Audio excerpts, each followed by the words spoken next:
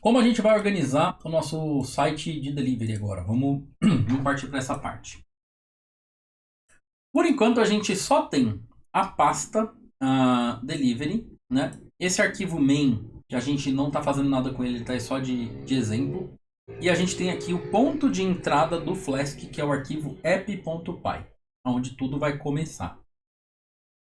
Agora, para a gente começar a organizar a aplicação, a gente vai ter que criar extensões para ela. Essas extensões, podem ser extensões que já existem, que a gente só vai reutilizar, e podem ser extensões que a gente mesmo vai criar, né? A gente mesmo vai colocar, por exemplo, um carrinho de compras, tá? Ao invés de eu vir aqui e eu começar a criar a minha checkout, por exemplo, eu poderia fazer isso daqui, checkout. E aí eu colocar aqui o return de uma classe chamada checkout.create e aqui eu registrar uma rota app.route/checkout. Então, a partir do momento que eu fizer isso, no meu aplicativo agora vai ter uma URL /checkout e eu vou retornar um carrinho de compras ali que a gente vai criar. Para eu não ter que fazer isso tudo aqui dentro do Create App e não ficar muito bagunçado, ao invés de fazer isso daqui, a gente vai colocar cada coisa em sua extensão separada, tá? Então, no nosso caso, a gente vai ter a página da homepage, a página de produto, a página de checkout, cada coisinha separada. Isso também ajuda a compor a aplicação usando feature flags, né? Então, sei lá, tem cliente que pode acessar tal página, tem cliente que não pode. A gente pode controlar tudo isso de uma maneira muito mais fácil, certo? E no Flask a gente tem as extensões para instalar e a gente tem as extensões para criar. Para criar extensões, a gente vai usar uma técnica chamada de blueprint, né? Que é a pergunta aí que foi feita agora há pouco pelo Jonatas, o que são blueprints? Blueprint é a mesma coisa que plugin no Flask. Então, quando você cria um blueprint, você está criando um plugin. Só que esse plugin ele é feito usando uma técnica de blueprint. Que é assim, a gente só especifica o modelo do blueprint, como ele deve ser. E só a partir do momento que ele é registrado é que o Flask vai seguir a nossa receita e vai criar ele, né? Ele é lazy, ele vai ser criado só na hora de registrar. É diferente da gente já sair criando o plugin e colocar ele para rodar. Então por isso que essa técnica de blueprint é mais assim. A gente cria um modelo e a partir desse modelo ele instancia os plugins para a gente. Então, dentro da nossa aplicação, é legal a gente começar a dividir as coisas em pastinhas bem organizadinhas, né? Para ficar mais fácil de visualizar, eu vou abrir aqui um navegador de pastas do meu sistema. Vou ver aqui em projetos, code show, curso de Flask, delivery. Assim vai ficar mais fácil, né, de enxergar o que eu quero mostrar para vocês, qual que vai ser a organização das coisas.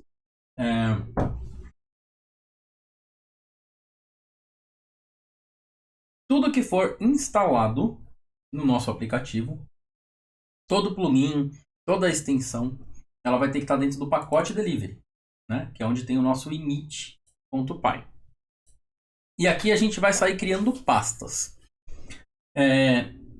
Tem algumas pastas que o Flask já espera que você crie dentro da raiz do seu programa. Ou seja, no mesmo lugar onde o app.py está localizado, tem algumas pastas que você vai poder criar. Uma delas é a pasta chamada de templates. O caminho default é esse. Dá para você escolher outro diretório, mas o default é ela ficar aqui no mesmo lugar que está o app.py. O que a gente vai colocar dentro de templates? A gente vai colocar arquivos HTML. Tá? Então eu vou criar aqui um arquivo HTML só para a gente ter aqui um base.html.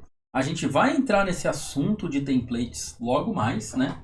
Mas aqui vão ficar os HTMLs, vão ficar as coisas que a gente vai entregar para o nosso front-end, que vão estruturar a parte visual da aplicação. Lembrando que o foco desse curso vai ser usar o que a gente chama de SSR, né, que é o Server Side Rendering. A gente vai renderizar os templates no Python.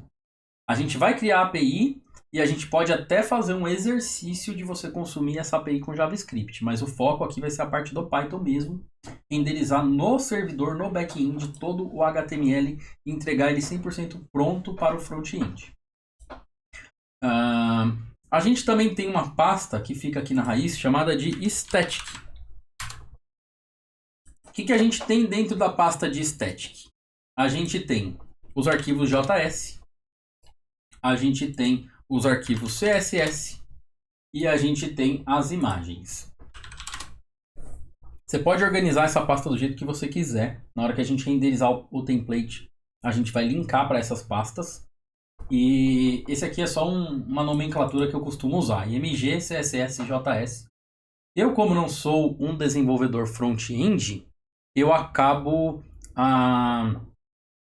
não fazendo coisas mais avançadas aqui. Mas você pode. E muito obrigado, Felipe. Felipe Z3, muito obrigado aí pelo raid aí que você chegou agora, pelo host. E muito obrigado pelo follow aí, galera que seguiu agora há pouco. E eu acabei não olhando porque eu estava focado aqui. Armindo Júnior e Tensionato. Muito obrigado, Leonardo, também pelo follow. Só para ficar claro para vocês, assim, na parte de front-end eu não vou muito a fundo. O foco vai ser o back-end. Eu já falei várias vezes, mas é só porque eu sei que vai ter perguntas a respeito disso. Dá pra gente criar webpack, dá pra gente fazer os assets ficarem minificados, dá pra gente colocar um serviço externo para gerenciar essa pasta de estático pra gente, tá? Tem muita coisa legal que dá pra fazer. Eu vou mostrar o jeito simples, o jeito básico, simplesmente porque é o jeito que eu sei fazer, que eu tô acostumado a fazer, né? Mas eu posso depois procurar material para vocês a respeito disso. Mas com o passar do tempo, quem já tem algum conhecimento de front-end vai ver aí, vai perceber que essa pasta de estética aqui ela é um metadiretório, né? Ele pode estar aqui ou não, ele pode ser colocado num S3, ele pode ser colocado em qualquer lugar. E a gente configura no servidor web aonde que isso daqui vai estar, né, no futuro, né? Mas a pasta de templates é muito importante que ela esteja aqui. Então, já temos aqui uma parte da nossa estrutura pronta. A nossa raiz é sempre onde está o app.py, tá? É daqui que é a raiz do projeto. A gente também no nosso projeto vai ter as extensões, tá? Quais são as extensões que a gente vai usar? A gente vai usar o Flask Admin para criar uma interface administrativa para cadastrar novos produtos, novos clientes, essas coisas todas. A gente vai usar o Flask Simple Login para fazer login, né, e verificar a parte de autenticação de usuários. A gente vai usar o Flask RESTful para fazer um exemplo bem simples de API REST. A gente vai usar o Dynaconf para cuidar da configuração. A gente vai usar o Flask CLI também. E a gente vai usar o Flask SQL Alchemy para acessar o banco de dados SQL. Então é bastante extensão. E a gente vai ter que organizar elas de algum jeito, né? É interessante organizá-las, não simplesmente vir aqui no arquivo de app e sair importando essas extensões, porque o código vai ficar um pouco bagunçado. Então, o que eu gosto de fazer é, na raiz do projeto, criar uma pasta chamada ext. Esse nome ext, historicamente, é o nome que o Flask tinha como o padrão. Até uns 2 anos atrás, você podia fazer from flask.ext import alguma coisa e ele roteava para essa pasta. Eles pararam de usar esse padrão, mas eu continuo nomeando a minha pasta de ext. Ext vem de extensions. E aqui dentro a gente vai colocar a inicialização das extensões que a gente vai instalar, que são de terceiros, que já estão prontas, e também das extensões que a gente vai criar, né? A gente vai criar a extensão para cada módulo do nosso projeto. Então eu vou começar a criar umas pastas aqui só para servir de placeholder para o que a gente vai começar a fazer. Então a gente vai ter o admin, que vai ter a interface administrativa, a gente vai ter a autenticação, eu vou colocar numa extensão chamada de Auth, né, ou Auth, para quem preferir pronunciar desse jeito. Eu prefiro falar Auth mesmo, eu acho que Auth, apesar de ser o correto no inglês, quando a gente está falando em português, eu acho que parece esquisito, né? Pode ficar ambíguo, né? Ser Auth. Então eu costumo falar Auth mesmo, com TH. Então, admin, Auth. A gente vai ter a API, né, que vai ser totalmente separada também do nosso projeto. A gente vai ter a config, né, configuração. A gente vai ter a parte de CLI, que são as ferramentas de linha de comando que a gente vai precisar para automatizar criação, migração de banco de dados, tarefas de manutenção ficam lá. A gente vai ter a DB, que é onde a gente vai inicializar a conexão com o banco de dados, criar os models, essas coisas todas. E a gente vai ter a site, tá? A site, né, é onde a gente vai ser o site que a gente entrega para o usuário final. E lá dentro a gente vai...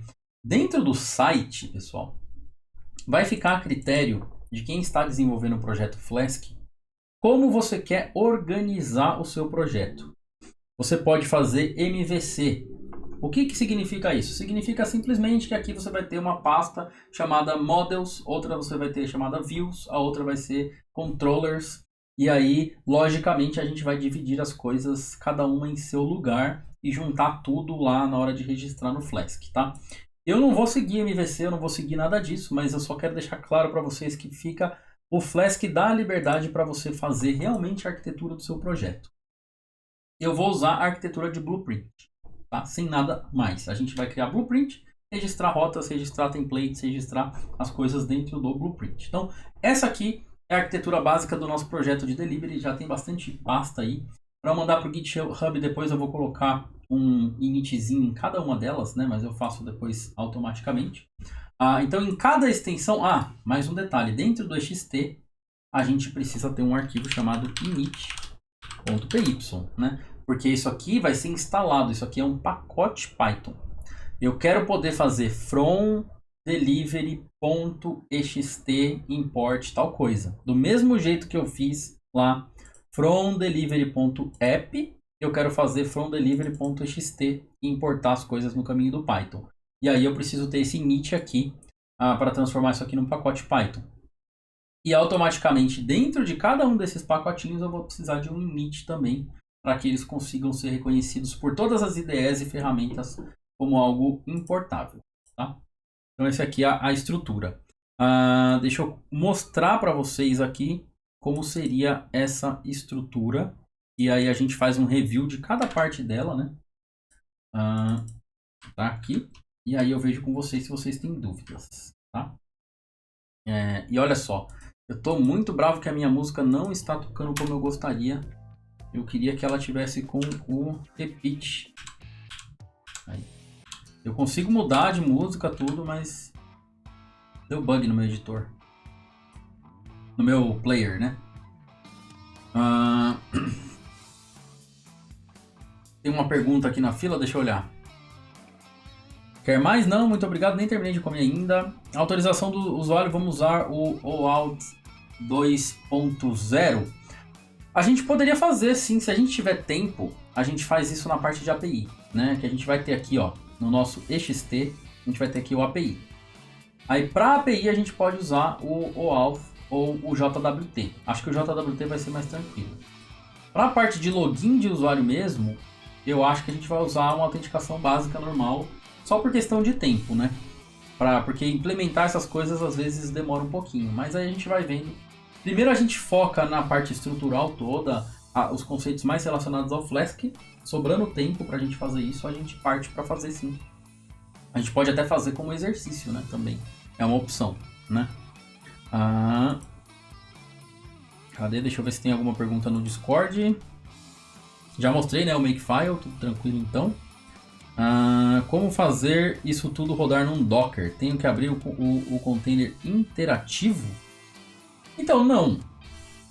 Aqui eu posso rodar Flask Run e a aplicação simplesmente roda.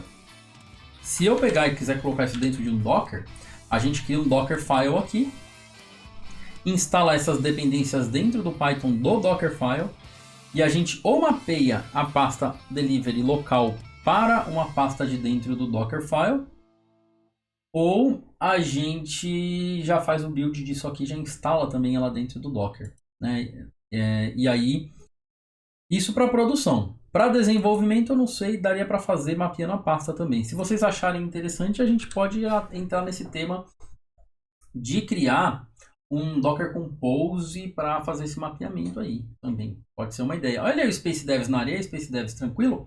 Olha aí, o Space Devs fez um vídeo falando exatamente sobre isso, galera. Tá no site da Space Devs. Põe o link aí, o Marcos. Põe o link aí, a galera depois pode dar uma olhada então. Do seu vídeo aí, sobre isso. E aí, assim, a estrutura da aplicação Flask em si não tem tanta mudança para o Docker. É mais o mapeamento das URLs mesmo, né? Que aí, dos arquivos e tudo mais, que pode ser que mude ali na hora de você subir o container, né? Já falei da cobertura de teste, né? Eu vou falar já do que são os blueprints. Seria interessante, pois vinha um processo seletivo que solicitava a utilização. Daí seria legal conhecer. Legal. Então, ó, tem aí spacedevs.com.br que já tem um vídeo lá sobre isso. Mas a gente pode colocar isso também aqui no conteúdo do curso depois, tá? Esse tema é só colocar exclamação tema aí que você vai ter o link para ele, que é um tema todo old school aí, para o VS Code ficar um cara de velho, né? Um cara de old school. Então, review rápido. Setup.py a gente já viu que vai ser da onde a gente instala o projeto. Testes é onde a gente vai escrever todos os testes. Delivery é o nosso aplicativo em si.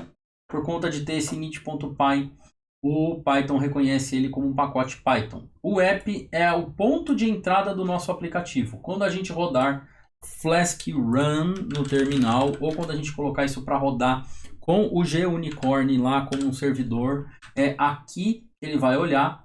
Templates vão ficar os HTMLs que a gente vai usar para renderizar no server-side rendering. Static, arquivos estáticos que serão entregues junto com o template. E aqui vem as nossas extensões. Interface admin, autenticação, API, configuração, CLI, banco de dados e site. E esse site a gente vai evoluir, né? Lembrando que a gente vai evoluir juntos esse site. Eu ainda não tenho uma visão clara de como que vai ser a estrutura aqui.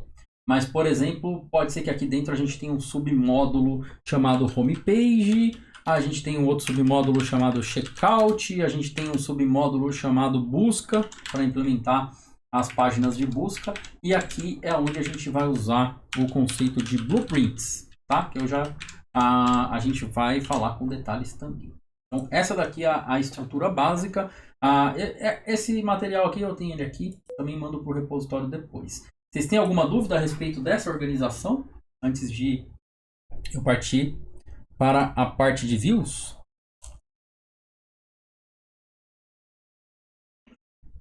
Digam aí. Lembrando que se tiver dúvida depois, não tem problema também, né? Só para saber se a gente pode avançar já aí no conteúdo, né? Hoje eu não tenho sorteio.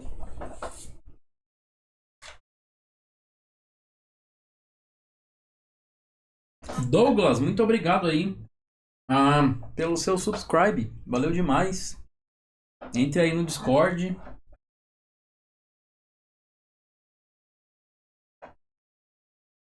Fer Fabril, por que você criou a pasta do projeto com o mesmo nome da aplicação? Deixa eu ver se eu entendi. Deixa eu entrar no meu terminal aqui. Você fala essa pasta raiz, ela tem o mesmo nome dessa pasta aqui. Isso daqui é só porque é uma convenção. A galera de Python gosta de fazer isso. Eu poderia ter dado esse nome qualquer um, tá? Poderia ser qualquer um. Só que na hora que eu criei o repositório lá no Git, ó, quando eu criei o repositório, eu chamei ele de curso Flask, porque a gente teve um monte de anotações que a gente fez antes. E aí eu criei essa pasta Delivery, né? A pasta Delivery, eu diria que aqui dentro a gente tem o projeto. Mas esse nome não é importante. Esse primeiro nome aqui poderia ser SRC, por exemplo. Poderia ser qualquer coisa. Agora, esse nome que está aqui dentro no segundo nível, ele é muito importante, porque ele é o módulo Python. É a partir dele que a gente importa. Quando eu fizer fromDelivery.app, né, fromDelivery import app, é daqui que ele vai importar. E ele é o nome que a gente especificou aqui no setup.py, né? Que está na nossa branch da aula 5. Então, ele é o nome que está especificado aqui. Então, esse aqui é o nome que importa. O nome da pasta anterior, né? Da pasta que é a raiz, poderia ser qualquer nome, tá? Eu só coloquei o mesmo nome porque é muito comum. Quer ver? Eu vou dar algum exemplo para vocês verem. Ó. Se eu entrar aqui, GitHub Django, né? Provavelmente, aqui no Django, a gente tem ó, um repositório chamado Django. Dentro do repositório Django, você tem a pasta Django. Tá? Então é a mesma coisa, Django Django. Tá vendo? Ficou o mesmo nome, né? O nome da raiz e o nome do pacote interno. É só um costume da galera de Python, né? Tem gente que gosta de colocar o nome de SRC, mas não é tão comum usarem isso no Python. Então a gente costuma realmente repetir o mesmo nome. Eu não saberia te dizer o porquê disso, né? Da onde surgiu essa repetição de nome, se ela tem alguma utilidade, mas eu acho que é só para evitar o lance da criatividade, né? Você repete mesmo o nome do projeto, o nome do pacote e tá tudo certo. Então, é isso. Certo? Qual a diferença de MVC e Application Factory? A Application Factory, ele é somente essa abordagem da gente criar funções para retornar objetos, ao invés da gente criar os objetos aqui. Então, eu poderia criar o meu objeto Flask aqui. Esse é um exemplo comum, né? Se faz muito isso. Mas aí com o Application Factory, ao invés da gente criar as coisas na raiz no escopo principal, a gente delega isso para funções. Quando a gente delega algo para função, a gente torna aquilo lazy. Aquilo vai executar somente no futuro, no tempo de runtime.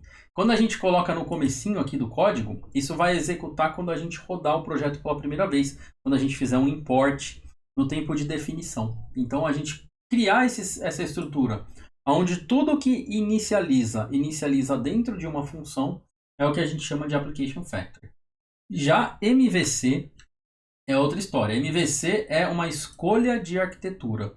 É como se, por exemplo, a gente viesse aqui dentro da pasta site e a gente, ao invés de criar só um arquivo ali chamado site.py, a gente separasse o nosso código logicamente em camadas, modelos, views e controllers, né? Então, models, view, controller, que é o MVC.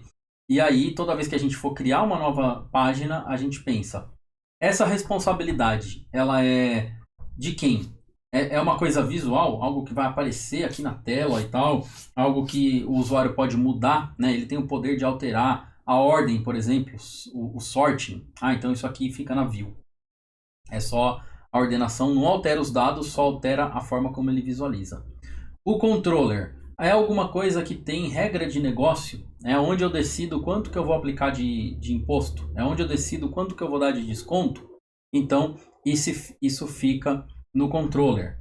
E no model é onde a gente se comunica com a camada de dados, né? É onde você determina quais são suas tabelas, quais são suas entidades, e você coloca ali somente a responsabilidade básica, que é como gravar no banco de dados, como ler do banco de dados, quem tem permissão de ler, quem não tem.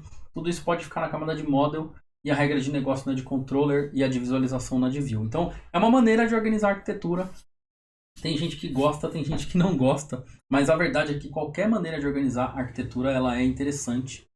Não precisa necessariamente ser um MVC, né? Desde que fique fácil de manter, né? Então, o Application Factor é somente o Def Create App? Não, não é somente o Def Create App. Agora eu vou entrar no ponto do que é da onde se usa o Application Factory de maneira real, tá? Deixa eu ver aqui. Lembro de um projeto Flask no GitHub que o meu template, você explicou arquitetura para produção, boas práticas. Que legal, no PyJamas, né? Esse vídeo eu já compartilhei com o pessoal aqui. Tá disponível na Twitch também o vídeo. Quem quiser assistir, tem 2 horas, né, o vídeo, onde eu falo só da arquitetura. Mas, vamos partir para o próximo exemplo, que é a gente fazer a gente vai colocar as extensões, tá? Principalmente de login, a extensão de admin. Mas antes de eu falar para você a extensão, eu acho importante você entender o que faz uma extensão primeiro. Seria muito fácil eu chegar aqui para você e falar assim, Agora você vai entrar aqui e você vai registrar o Flask Admin e pronto, está tudo funcionando. Você iria aprender o Flask Admin, iria aprender o Flask Login, mas você não iria saber o que está acontecendo ali, né?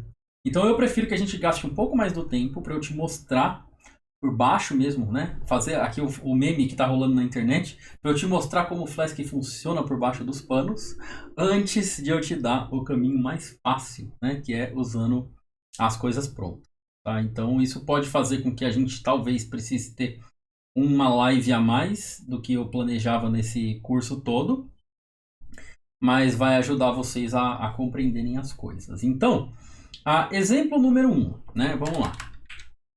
Quero que, quando eu rodar a minha aplicação Flask, eu vou botar ela para rodar aqui, ó, Flask Run. Deixa eu ver se ela tá com não tá, com debug. Eu vou ativar o debug, tá? Ativar o debug é export Flask env igual a development. E aí eu rodo com Flask Run. Então agora ela está rodando em modo de debug e de reload. Então eu posso até fechar o meu terminal, que ela vai continuar rodando. Venho aqui e chamo, ó. Ela está rodando aí, dando not found, porque ainda não tem um URL. Então, hoje eu vou colocar alguma coisa na homepage. Uma coisa feia, sem front-end ainda, mas eu quero explicar essa parte de retorno para você. Uma maneira de fazer isso. Primeira, vir aqui, fazer app.route barra criar aqui um cara chamado index e nesse index dá um return hello. Isso aqui vocês já viram naquela primeira aula, mas é só para relembrar. Se eu registrar todas essas minhas rotas aqui, essa função create app, ela vai ficar gigantesca, né? Conforme o aplicativo vai crescer e vai ficar um pouco difícil de manter. Então agora se eu vier aqui e dar um refresh, tenho aqui hello bonitinho na minha tela. Nada demais, né? Calma que a gente vai chegar em fazer coisas divertidas. Então vamos focar primeiro aqui para eu falar na parte de retorno. Por padrão, o Flask, tudo que você retorna nele tem que ser algo que possa ser entendido como um response. Para quem estava aqui na primeira aula, viu a parte de WSGI, aonde tudo que retorna é um texto e tem todo aquele metadado que é passado. Quando o Flask você retorna para ele um texto, ele vai encapsular isso dentro de um objeto chamado response, e esse objeto response ele vai carregar todos aqueles metadados. O código de retorno, os headers HTTP, tudo isso, tá? Mas você pode forçar isso. Então, se eu vier no meu navegador aqui, entrar no Inspect do Chrome, você vier aqui na aba de Network e dar um refresh. Peraí. Network, refresh. Cadê? Calma aí que... que deu um erro aqui. Deixa eu ver o que é isso. Chrome Extension, blá, blá, blá. Tá. É um erro de uma extensão Chrome. Alguma coisa tá errada aqui. Agora sim, ó. Tá escondido aqui alguma coisa na minha extensão. Peraí. Ó. Agora sim. Então tá aqui, ó. Eu tenho acesso a essa janelinha onde eu vejo aqui o retorno, ó, que foi um 200, que tem todos os requests aqui, ó. Tem todas as coisas aqui embaixo. Como é que a gente controla isso através do Flask? Por padrão você não precisa controlar, porque ele já, se você retornou um texto, ele fala, bom, o texto é sucesso, deu tudo certo, vai ser código 200. Mas pode ser que você queira forçar as coisas. Então, um jeito de fazer é usar o retorno de tuplas, tá? Você pode retornar só um objeto, ou você pode retornar aqui uma tupla. Essa tupla ela pode conter o hello e o código, tá? Então, nesse caso aqui, dentro de uma tupla hello 200, ele vai funcionar da mesma forma, ó. Então, refresh, e aqui eu tenho o mesmo retorno 200. Eu quero forçar que o retorno vai ser um 201, apesar de não ser correto num get, né? Mas só para mostrar para vocês, eu dou um refresh aqui, e o retorno está aqui, ó, 201 created, tá? Não façam isso. 201 só quando for um post que a gente retorna. mas é assim que você controla. E a gente pode também passar aqui um dicionário contendo headers, tá? Então eu posso dizer que no header aqui, ó, foo é bar, né? Famoso foo bar. Quando os headers são coisas que não existem na especificação do HTTP, a gente coloca um X na frente, tá? Não sei se vocês sabem, mas você pode criar um header seu para fazer controle próprio, desde que você coloque X traço alguma coisa e um valor, e isso pode ser algo útil para o seu programa. Os headers que são os que fazem parte da especificação são aqueles content type, size, bar, essas coisas aí. Mas um full bar aqui também vai funcionar, dou um refresh. E aqui agora, ó, no headers, aqui ó, preview, header tá aqui, ó, xfull igual a bar, tá vendo? Então eu consigo passar esses metadados também no meu retorno, passando essa tupla, tá? A tupla é esse objeto do Python que é com parênteses, como se fosse uma lista, mas se você omitir a lista e deixar somente os valores direto, ele já entende que é uma tupla, tá? Então não precisa do parêntese. Sempre que tem vírgula, o Python cria automaticamente a tupla e aí vai funcionar do mesmo jeito esse retorno. Então isso aqui é uma das coisas que você pode fazer. Você pode retornar uma tupla de valores. Esse primeiro valor você pode colocar HTML ali, ó. Vou colocar um H1. Aí vocês vão ver que vai mudar aqui olha lá, ficou maior agora a minha letra. Douglas Demarques, muito obrigado aí pelo seu sub, valeu pelo seu Prime aí, eu não tinha dado uma olhada. E muito obrigado pelo follow aí, a galera também que seguiu aí o Alaska, valeu demais. Eu vou tirar o Dark Mode do navegador porque eu acho que fica mais fácil assim, né? Apesar de dar aquele susto, né? Fica mais fácil sem o Dark Mode no navegador para você para verificar esses exemplinhos, tá? Então tá aqui um HTML. Beleza, então essa aqui é uma dica. Você pode fazer assim. Você poderia do Flask importar uma classe chamada response, né? Se você preferir usar o esquema de classes e fazer tudo isso daqui através da criação de uma instância de response que vai receber a string de resposta, tá? Que vai receber o status 200, que vai receber os headers aqui do mesmo jeito que eu passei lá, tá? XA igual a B. Então não mudou nada, ó. Eu poderia passar uma tupla, né? Ou eu posso escrever realmente a classe response. O que o Flask faz por debaixo dos panos é que toda vez que tem uma tupla, ele simplesmente, implicitamente, ele vai chamar a classe response para a gente. Mesmo sem a gente precisar importar, ele automaticamente faz essa chamada. E se eu não passar o header que está aqui, beleza, ele vai entender, ó, não passou o header, então você quer os headers padrão só, que é aquele content type, bar, size e essas coisas.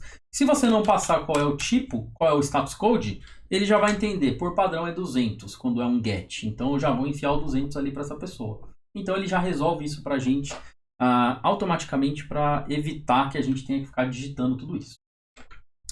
Outra coisa que o Flask a partir do 1.0 também faz é o seguinte. Se você retornar aqui um dicionário contendo, por exemplo, name igual a Bruno, ele vai identificar que isso daqui é um dicionário.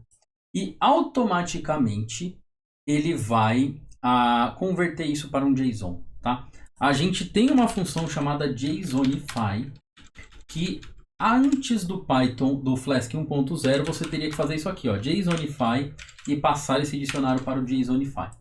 Agora ele faz isso automaticamente para você. Sempre que tem um dicionário, ele automaticamente converte para JSON.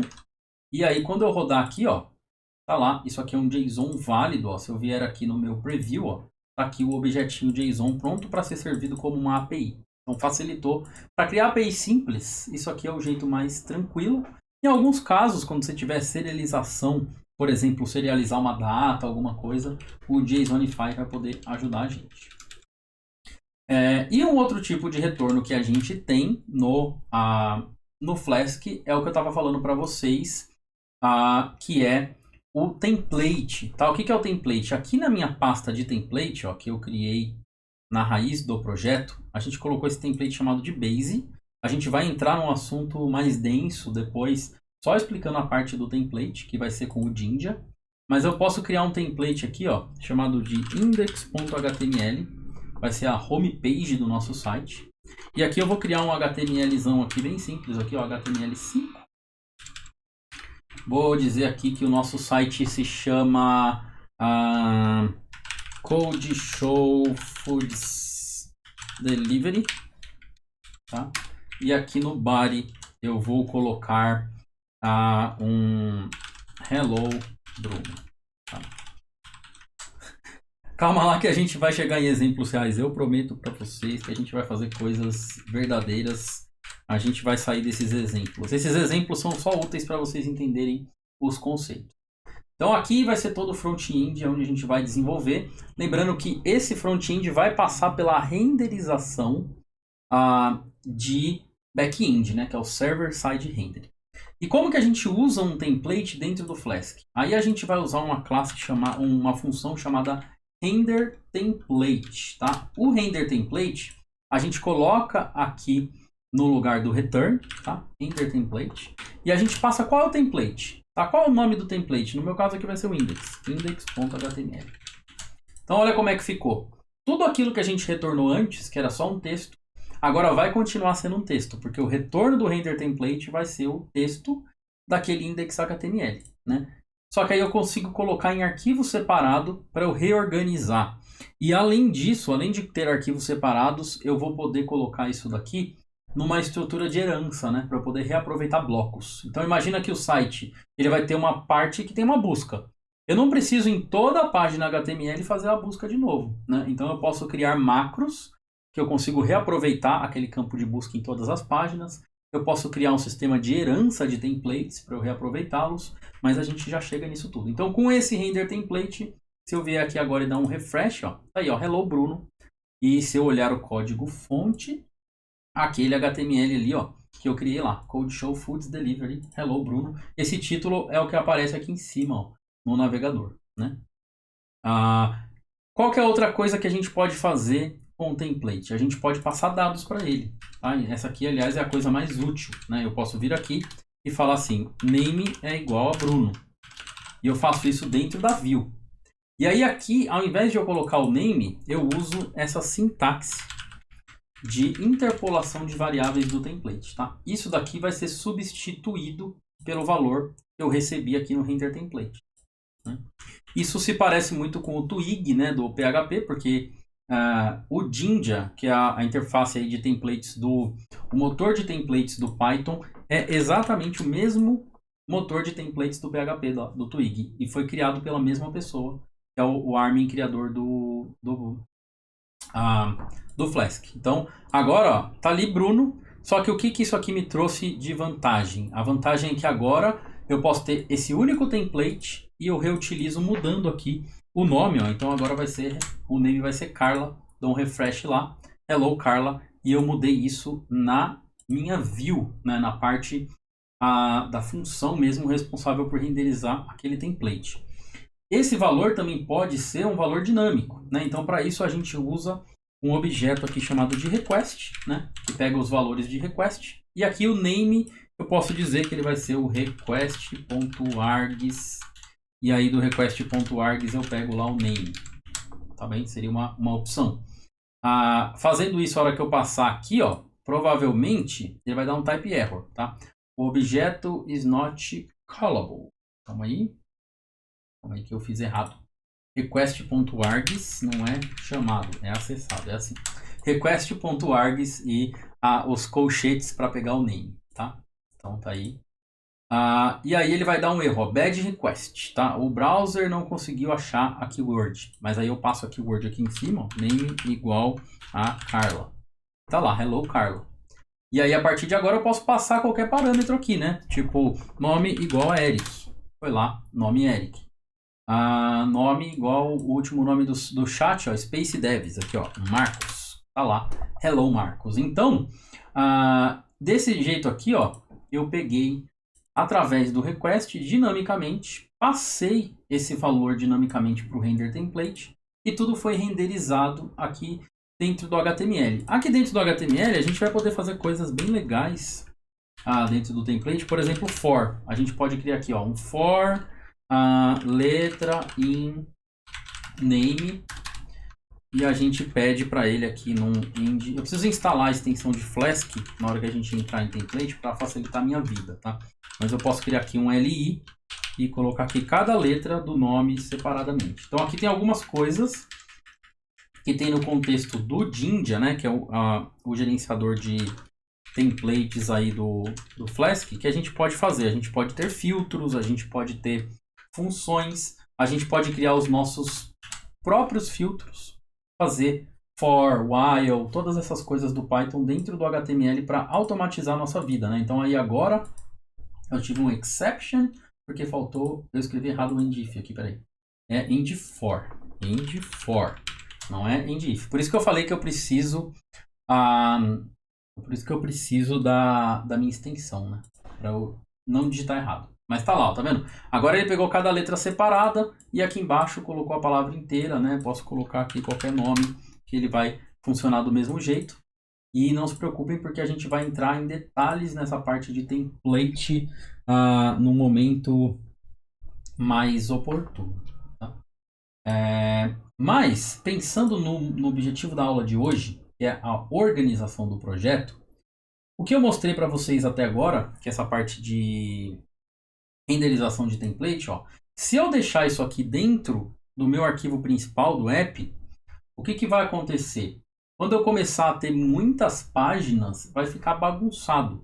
Então é por isso que a gente vai organizar isso no formato aqui das extensões. Então, aonde ficaria essa minha home page? Ela não ficaria aqui, não faria sentido. Eu teria que tirar ela daqui, deixar o meu arquivo principal limpo, e aqui dentro do ext site, a gente criar utilizando uma estrutura mais bonitinha, tá? Esse vai ser o nosso último tema de hoje agora, tá? Eu vou provavelmente passar uns 10 minutinhos, mas é a última coisa que a gente vai ver, que já vai dar base pra gente na próxima continuar. E também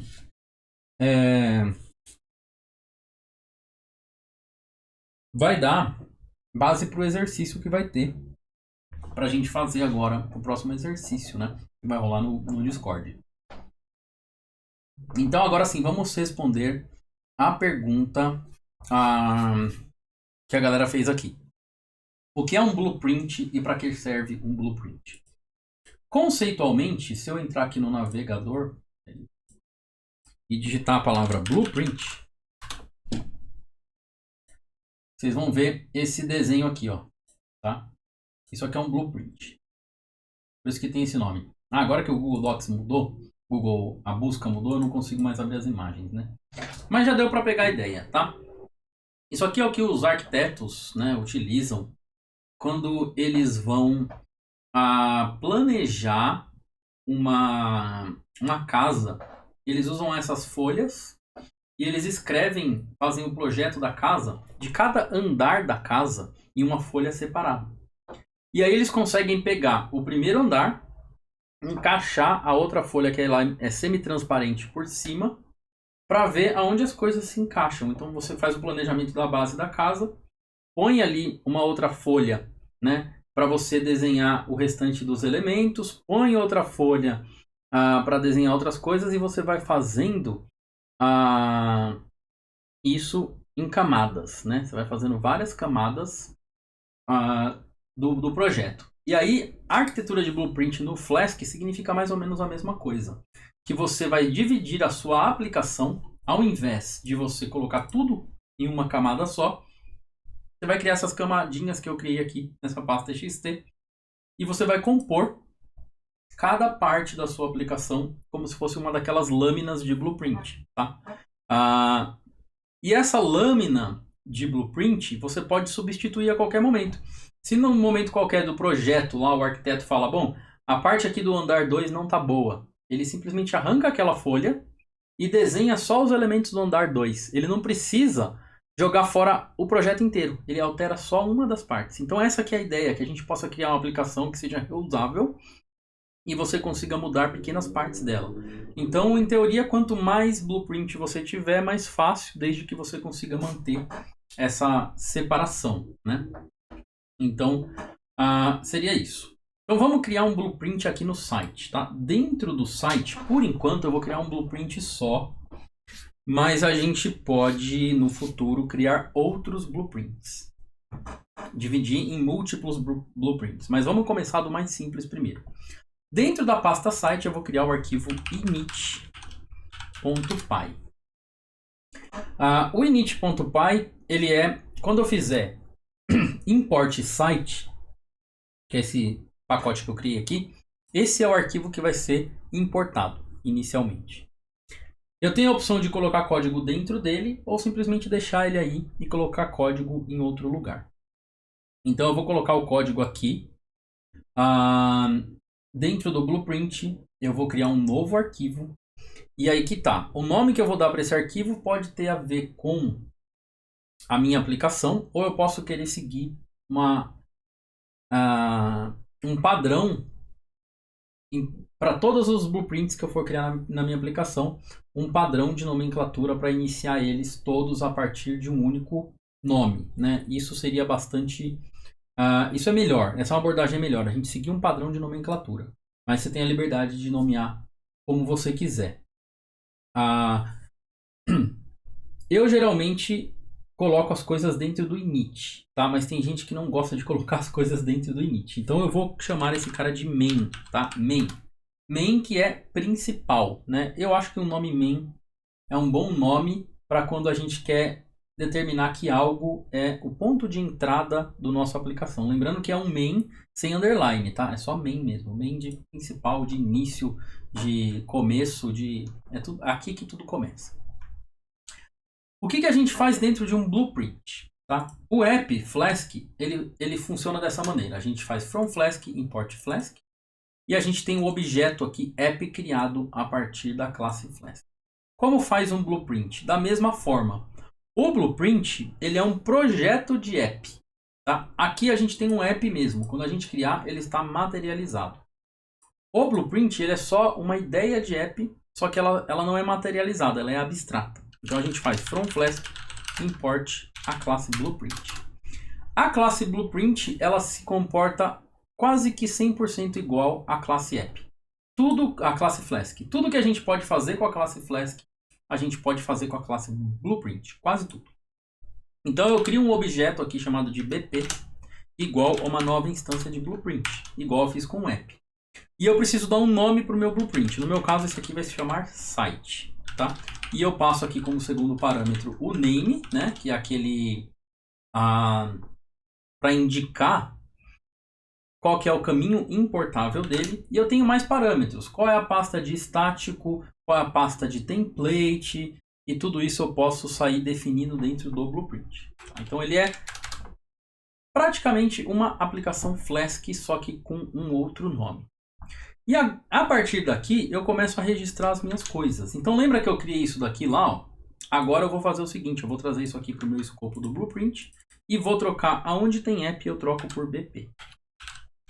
Que é aqui o blueprint. Lembrando que esse nome BP também você pode chamar do que você quiser, mas há uma convenção de chamá-lo de BP, que significa blueprint. Eu venho aqui from Flask, import também o request, né? E o render template. São as duas que a gente usou aqui dentro. Então agora a gente dividiu essa view dentro de um blueprint separado, né? E o restante fica aqui dentro do app. Qual que seria o nosso próximo passo, tá? O nosso próximo passo seria pegar esse blueprint que a gente acabou de registrar e materializar ele. Por enquanto ele é só um projeto, ele é só aquelas folhas azuis lá do arquiteto. A gente tem que construí-lo, tá? Para construí-lo, uma das maneiras é você vir aqui e fazer assim, ó, from delivery.xt.site .main import BP, é aquele nosso blueprint. Então eu vou pegar esse objeto aqui, ó, no caminho de import inteiro dele. Eu vou vir aqui e vou fazer app.register_blueprint e vou passar o BP lá para dentro. Então esse é o jeito tradicional de você fazer um registro de blueprint. E aí a gente vai criando vários blueprints e vai importando eles e vai registrando todos eles aqui dentro dessa função. Vamos ver se deu certo ou se eu esqueci de alguma coisa. Pode ser que eu tenha esquecido, né? Vamos lá, dá um refresh aqui. Olha lá, continua funcionando, tá vendo? Numa boa. Do jeitinho que estava antes, o que a gente mudou é que No nosso aplicativo principal, a gente não tem mais nada que seja referente à nossa aplicação. Não tem regra de negócio, não tem código nenhum. As coisas estão separadas dentro desse objeto Blueprint, que a gente criou num módulo totalmente separado.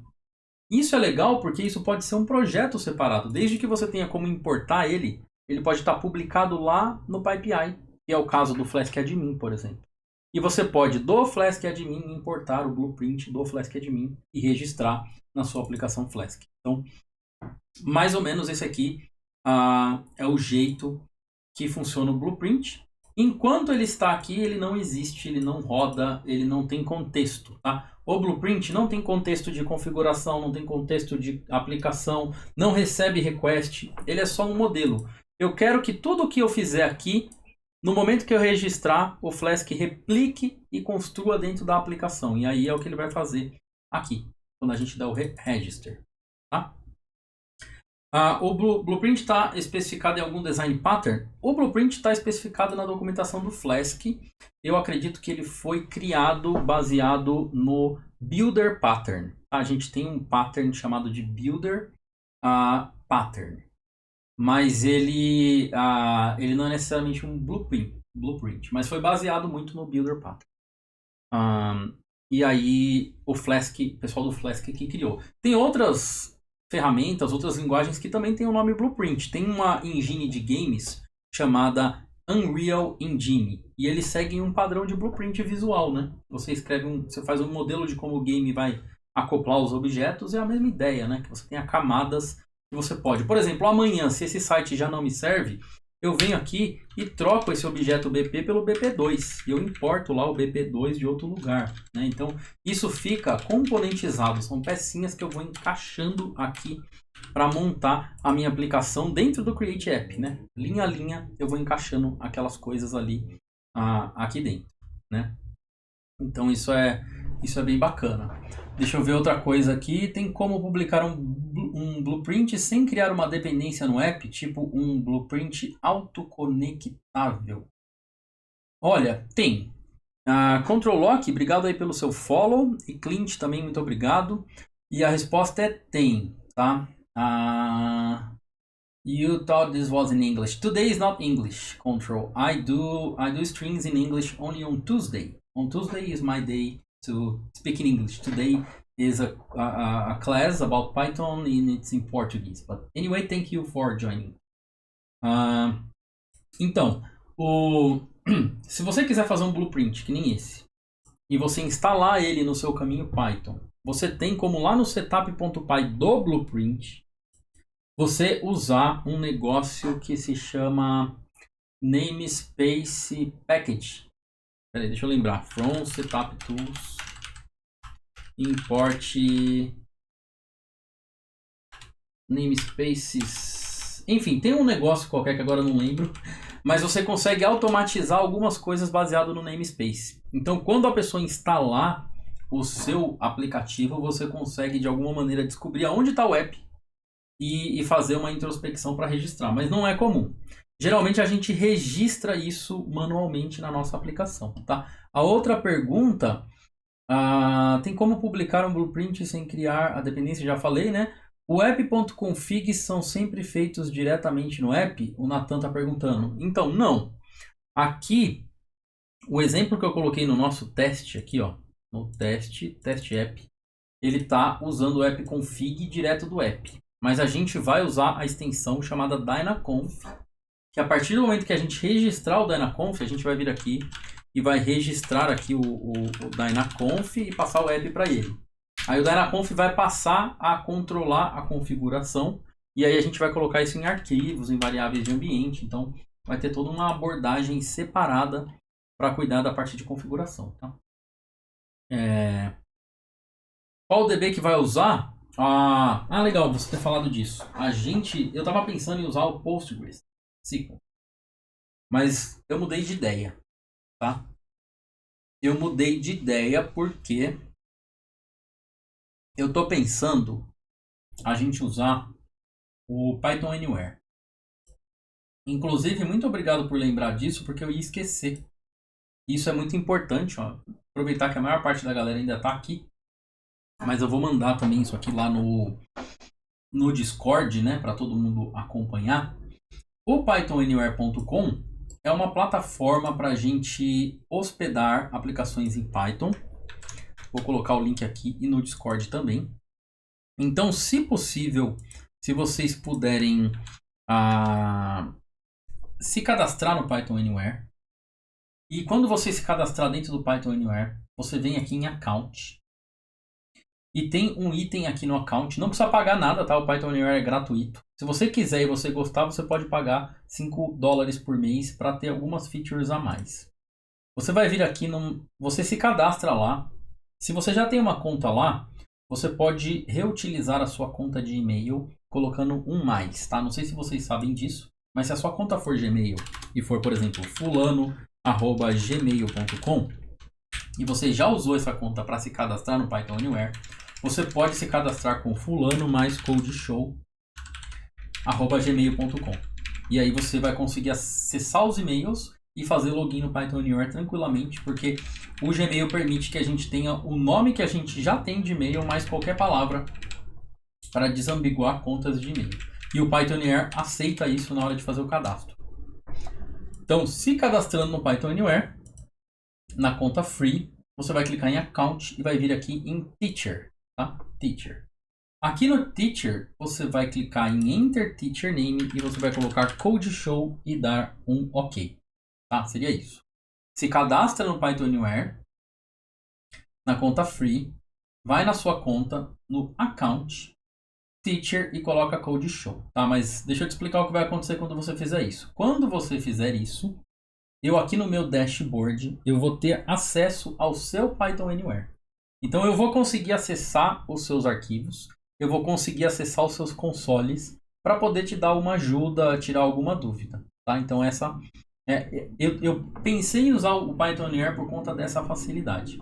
E aí quando a gente tiver o exercício, mas eu vou explicar na hora que a gente for fazer esse deploy aqui, passo a passo como fazer. Mas se você quiser já adiantar e criar a conta, vai facilitar para a gente. Tá? E aí aqui, uma coisa legal do Python Anywhere é que a gente consegue criar consoles. Ó, vou criar um console bash aqui. Então ele cria um console para mim na web.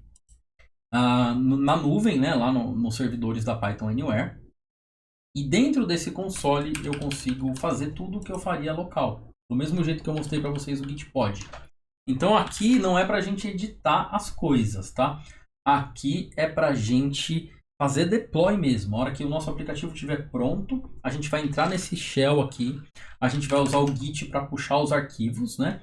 Tem um jeito de automatizar o deploy, só que é só na conta paga, a partir de $5 por mês. Então a gente vai fazer o modelo tradicional, que é usar o Git, trazer os arquivos para cá, tá? E aí com esse console, se você quiser, você pode compartilhar o console com outra pessoa. Você passa aqui o Code Show e dá um share, eu consigo acessar ao mesmo tempo que você o mesmo console, para dar alguma ajuda, verificar alguma coisa. E também entre vocês, se alguém tiver com dúvida e quiser compartilhar o console um com o outro, você pode dar um share e a pessoa tem acesso àquela sessão. A partir do momento que a sessão terminou, né, você consegue vir aqui e matar o console. Eu não tenho nenhum console rodando, mas você consegue matar, pegar os processos e tudo mais. Então é uma ferramenta muito boa para isso. E o legal é que ela vai ter aqui uma parte de web, aonde ela vai te dar um endereço que você vai determinar o nome da conta, né? E nesse endereço você vai ter lá a sua aplicação.pythonanywhere.com, desse jeito aqui, ó, para a gente fazer o deploy do aplicativo do nosso exercício.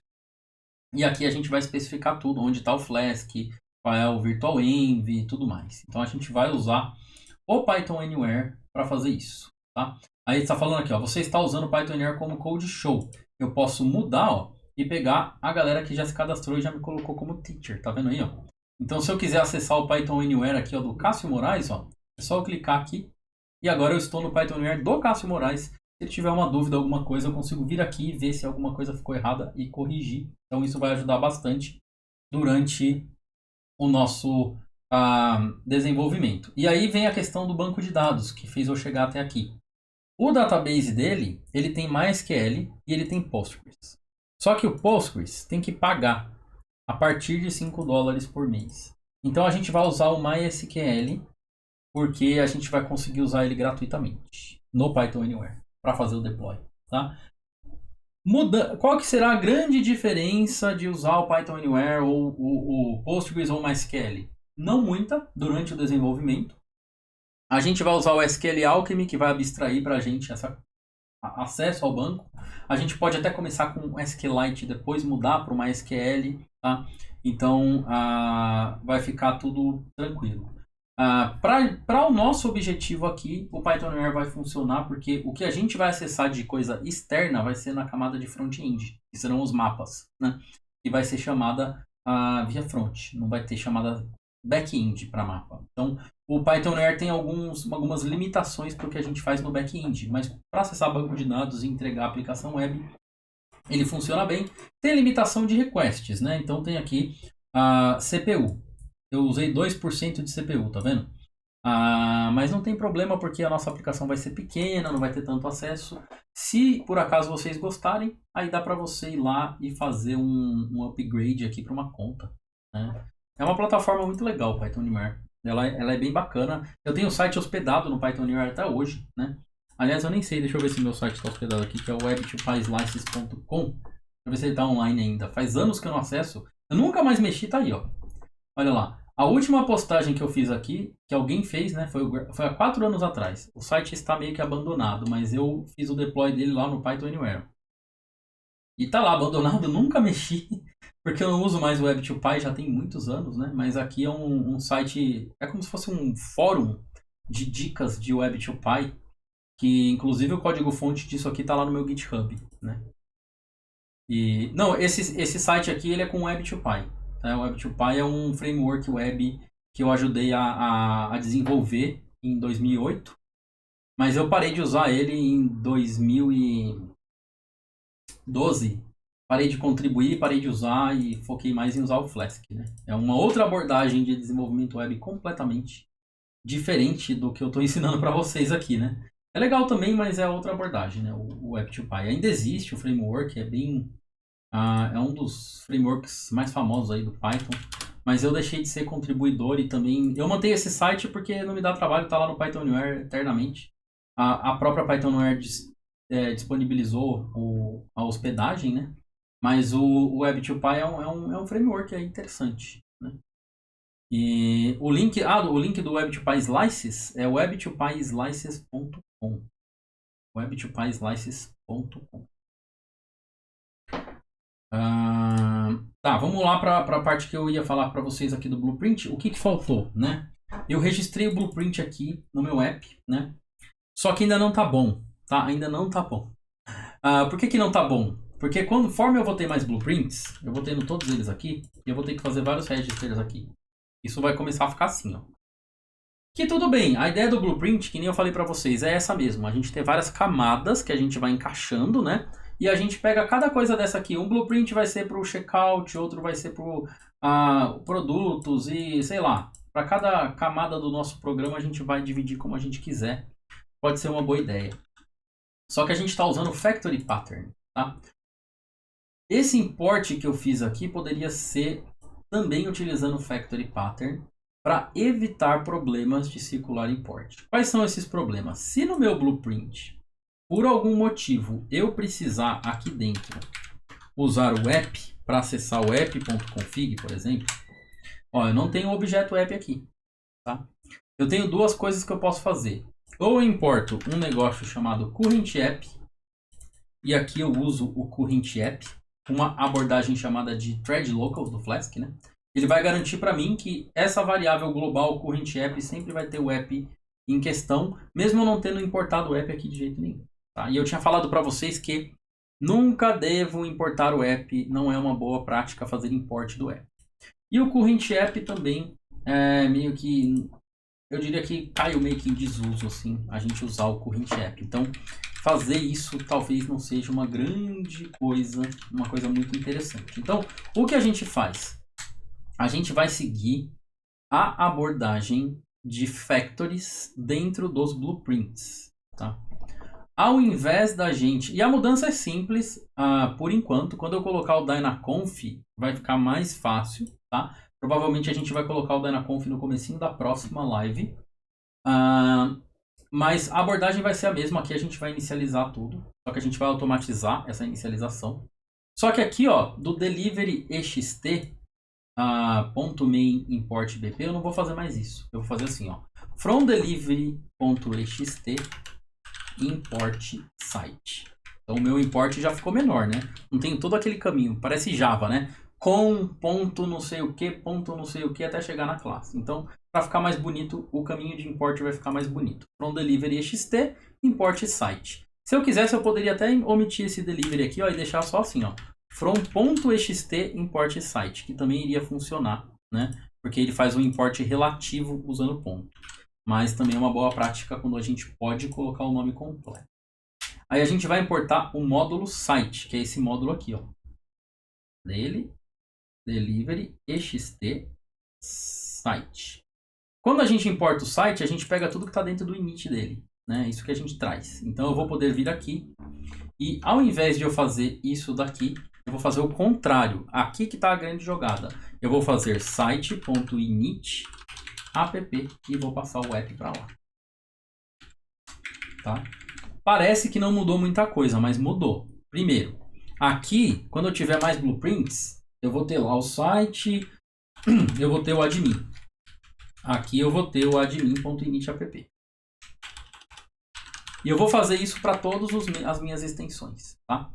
O Dynaconf vai automatizar para a gente não ter que ficar repetindo essas linhas, mas na prática o que ele vai estar fazendo é isso. Ele vai estar importando e inicializando na ordem correta cada um dos módulos aqui. Só que, ó, os nomes seguiram um padrão, né? Ó, tudo ext e um nome só. E aqui, tudo o nome do próprio pacote e uma função chamada initApp. Então, a gente colocou as coisas dentro de um padrão muito melhor, mais fácil de manter. E o nome ficou menor, né? Que é mais bonitinho. Então, essa que é a ideia.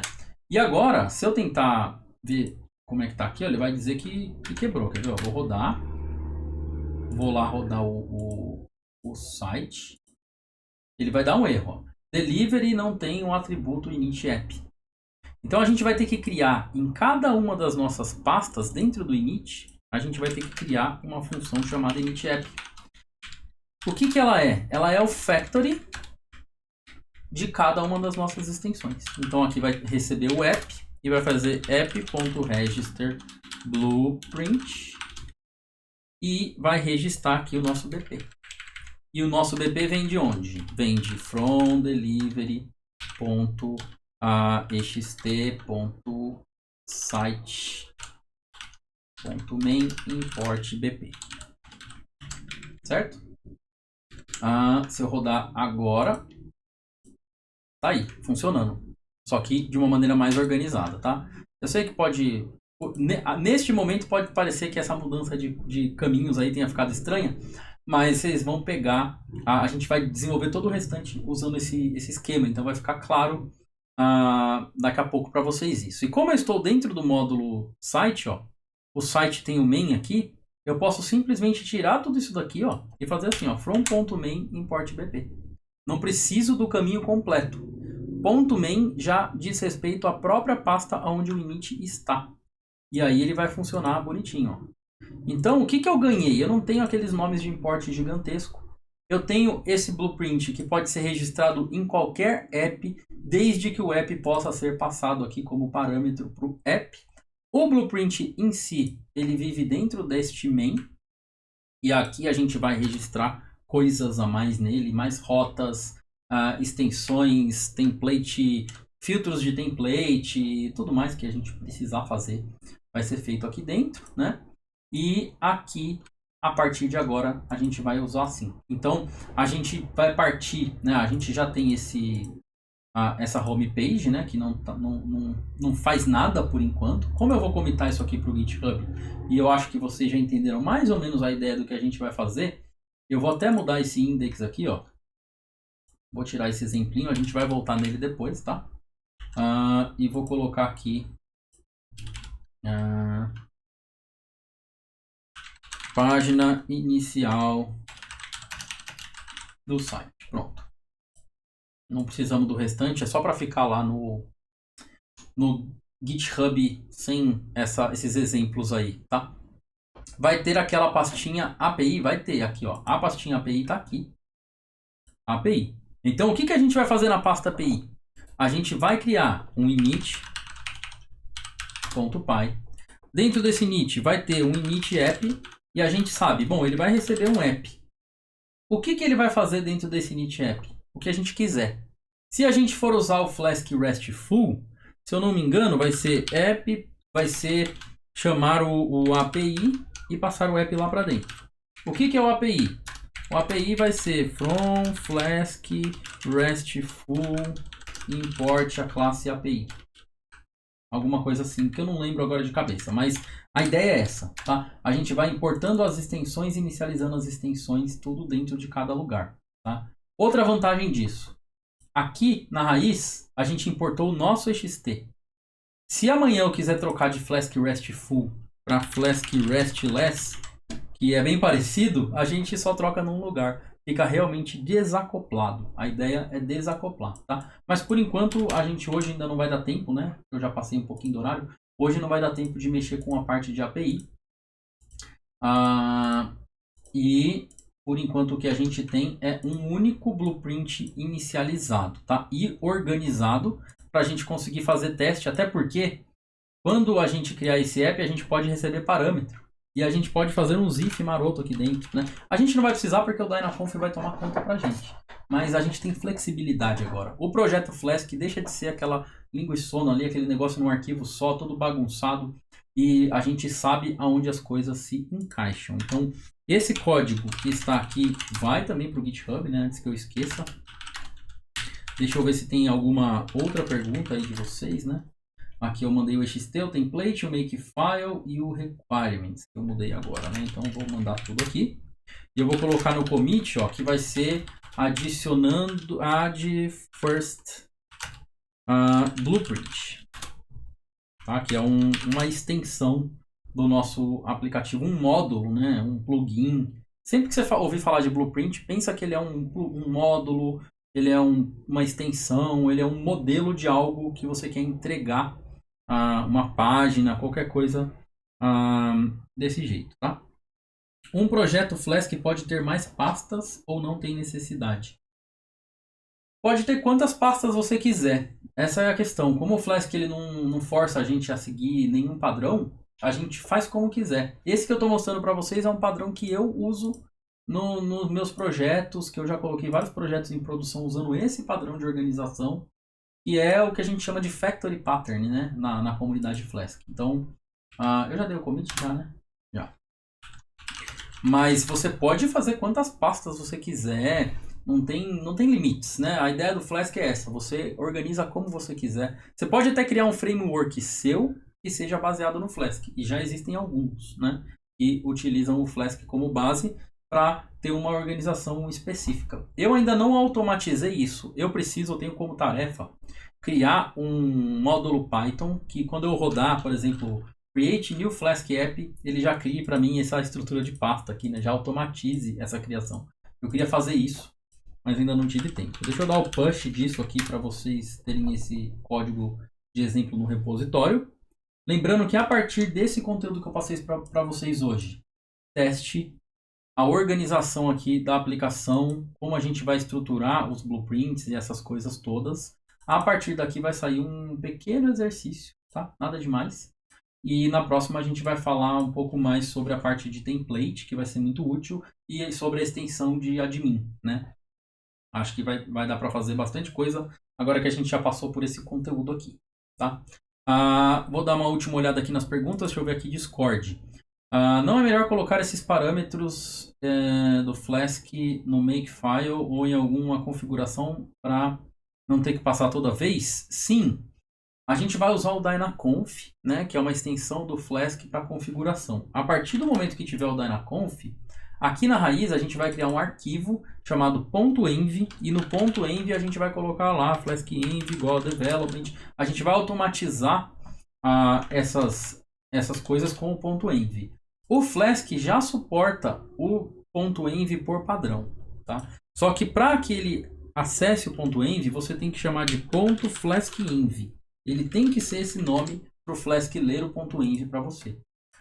Mas com o Dynaconf você pode ter simplesmente um .env que vai ser usado por qualquer ferramenta Python que utilize .env. Então, a gente vai fazer isso sim. Tá? Antes de terminar, consegue repetir como faço para o Python reconhecer delivery para usar no import? Sim. Você vai precisar do setup.py. Tá? O setup.py é onde isso acontece. Com o setup.py, que inclusive, se você quiser copiar, ó, ele vai estar aqui no GitHub, no nosso pull request. Todos os arquivos que eu editei vão estar aqui por enquanto. Eu só vou fazer o merge disso a hora que a gente colocar o CI para rodar. Beleza? A hora que a gente colocar o GitHub Actions para rodar, aí eu faço o merge. Mas aqui está os arquivos alterados, todos eles. Inclusive um que não deveria ter vindo, mas tudo bem. Depois eu tiro. Mas aqui você vai ter o setup.py aqui em algum lugar. Aqui, ó. Então, esse setup.py especifica que quando ele for rodado, tem ali uma aplicação delivery que vai ser instalada. E quando você tiver todos esses arquivos aí, você pode ou rodar pip install-e ponto com o parâmetro dev aqui, ó. Espera aí que eu estou na pasta errada. Na pasta aqui tem o setup, tá? Isso tem que rodar dentro da pasta que está o setup. E aí ele vai instalar para você o seu pacote dentro da virtual env que você tiver. Ou se você tiver o makefile, você simplesmente dá make install. Isso já está automatizado lá no mesmo lugar que a gente tem o make test. Aí. Inclusive um teste falhou, olha aí. Um teste falhou, olha que legal. Por que falhou? Porque que eu mudei o meu debug para true. Lembra? Eu fiz flask env igual development. E aí, automaticamente, o meu debug foi para true e esse teste falhou. Mas não tem problema. Depois isso aqui será resolvido. Então, perguntas aqui. Qual o DB já respondi? Se o app não pode ser feito de... Se o app config são sempre feitos no app. Com o Dynaconf vai ficar separado, tá? O blueprint já respondi. Se o canal que eu indiquei era live de Python no YouTube, sim. Live de Python lá tem várias coisas sobre testes. Já falei o que é blueprint. Deixa eu ver o que mais. O Poetry será usado numa aula futura. Ô Luiz Gustavo, eu não estou pensando em usar Poetry como conteúdo aqui. Eu tenho um plano aqui para o curso. Poetry não está dentro desse plano. Porque como eu falei, o mais comum é a gente ter esse esquema de setup.py com requirements, tá? Esse é o modelo padrão do Python. O Poetry é uma abordagem completamente diferente. E eu tenho vídeos aqui no canal, na aba de vídeos aqui, tem coisa salva lá da gente falando de Poetry. Então, dentro do programa do curso, eu não pretendo. Mas depois que eu finalizar todos esses tópicos que eu planejei, a gente entrar numa fase de fazer um review, pode ser que a gente fale assim, vamos fazer a mesma coisa com Poetry? Beleza. Porque o meu objetivo é que nas próximas lives a gente consiga colocar para funcionar. E isso eu vou precisar muito da ajuda de vocês, porque durante a live eu não vou ter condições e tempo de implementar tudo tintim por tintim, né? Não dá. Não dá, por exemplo, o nosso site, ó, ele vai ser uma cópia aqui do iFood, não. Vai ser um tipo de iFood. Então, ó, essa página aqui, ó, tem um monte de coisa nessa página, né? Não vai dar durante a live para eu implementar tudo isso. Então, o que a gente vai fazer durante a live? A gente vai criar o template base, a gente vai ver como é que linka os arquivos estáticos, como é que cria um formulário, como é que faz o post do formulário. Então, todas essas coisas a gente vai fazer durante a live. Só que realmente colocar as coisas, encaixar, deixar bonitinha, não será feito durante a live. E aí isso será feito em formato de exercício. E aí vocês vão fazer os exercícios para a gente fixar as ideias. E aí na próxima live a gente já vai ter as coisas avançadas a partir dos exercícios. E por aí a gente vai evoluindo, né? Então essa que é a ideia. Durante a live, durante o curso, é para explicar como as coisas funcionam, não para efetivamente ir lá e fazê-las todas. E aí agora que vai começar a ter os exercícios, é onde a gente vai implementar realmente cada uma dessas coisas. E com o material que eu falei hoje para vocês, a gente já tem material para começar a especificar várias coisas aqui na parte de exercício. E lembrando que os exercícios desse curso terão sorteios de e-book. Tá? Então, quando eu mandar o exercício, a galera que participar do exercício, seja fazendo uma parte dele ou completando ele, a gente vai ter sorteio, um incentivo aí para a galera completar e participar dos exercícios. É muito importante praticar para fixar as ideias, tá? E também a gente vai ter quiz. Agora que tem bastante conteúdo, dá para começar, né, a falar de quiz, de exercício mais focado no projeto. E a gente tem que ver a parte de template e é isso. E correr para o restante, que é fazer realmente o projeto acontecer de verdade, tá? A minha tarefa, tá? A minha tarefa agora para esta semana é a seguinte: aqui no nosso repositório em Projects, aqui, eu vou criar tasks, né? Eu vou criar as tasks que são os nossos próximos passos. Eu vou fazer o planejamento do projeto, né? Passo a passo, o que é que a gente vai desenvolver primeiro, né? A gente já começou hoje aqui a fazer um blueprint que vai ser a nossa homepage do nosso site aqui dentro desse blueprint. Mas qual é o próximo passo? O que a gente começa? Primeiro determinar qual que é o design do nosso front-end, primeiro determinar qual que é a nossa API, então tudo isso vai ficar organizadinho ali, porque isso vai ajudar também nos exercícios. Ok?